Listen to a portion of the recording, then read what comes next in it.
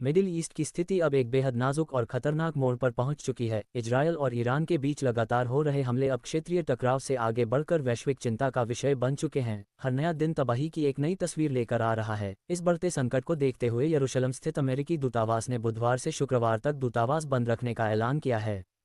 कर्मचारियों और उनके परिवारों को घरों में ही रहने के निर्देश दिए गए हैं। हालांकि अभी तक निजी अमेरिकी नागरिकों को निकालने की कोई योजना नहीं बनाई गई है। इसी बीच इजरायली वायुसेना ने ईरान की राजधानी तेहरान में एक बड़ा हमला किया है। इस हमले में ईरानी स्पेशल फोर्स खत्म अल-अंबिया के चीफ ऑफ स्टाफ अली शादमानी की मौत हो गई है। अली शादमानी को ईरान के सबसे वरिष्ठ और रणनीतिक सैन्य नेताओं में गिना जाता था।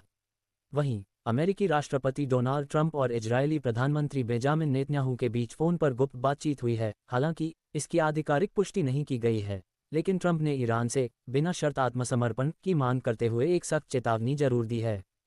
तेहरान के डिस्ट्रिक्ट 18 में रह रहे लोगों को इजरायली सेना ने क्षेत्र खाली करने का निर्देश दिया है, क्योंकि वहां सैन्य ठिकानों पर बड़े पैमाने पर हमलों की योजना बताई जा रही है। दूसरी ओर चेक गणराज्य और स्लोवाकिया ने हालात की गंभीरता को देखते हुए अपने 181 नागरिकों को विशेष सरकारी विमानों से सुरक्षित निकाल लिया है। इन घटनाओं से साफ है कि मिडिल ईस्ट का ये संघर्ष अब केवल दो देशों की लड़ाई नहीं रह गया, बल्कि यह पूरी दुनिया को अपनी चपेट में लेने की ओर बढ़ रहा है।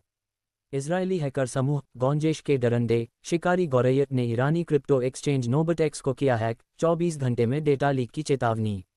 इजरायल से जुड़े साइबर हैकर ग्रुप गॉन्जेश के डरंडे, जिसे शिकारी गौरैयत के नाम से भी जाना जाता है, ने दावा किया है कि उन्होंने ईरान की सबसे बड़ी क्रिप्टोकरेंसी एक्सचेंज कंपनी नोबटेक्स के नेटवर्क में सेंध लगा ली है।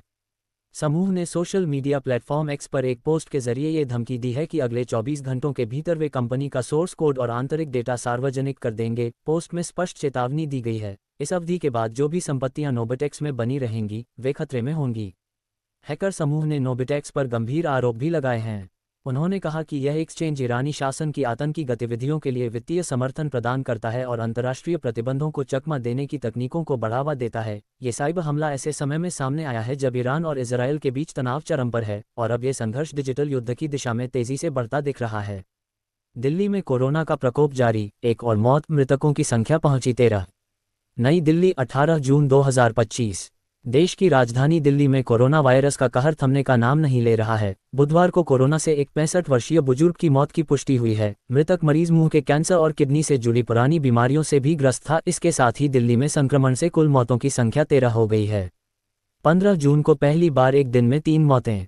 कोविड संक्रमण की गंभीरता का अंदाजा इस बात से लगाया जा सकता है कि 15 जून को पहली बार एक ही दिन में 3 मरीजों की जान गई। इनमें 2 महिलाएं और एक पुरुष शामिल थे। 57 वर्षीय महिला को मधुमेह और फेफड़ों की समस्या थी। 83 वर्षीय महिला को मधुमेह, उच्च रक्तचाप और श्वसन संबंधी दिक्कत थी। तीसरे मरीज 57 वर्षीय पुरुष को भी मधुमेह और फेफड़े की बीमारी थी।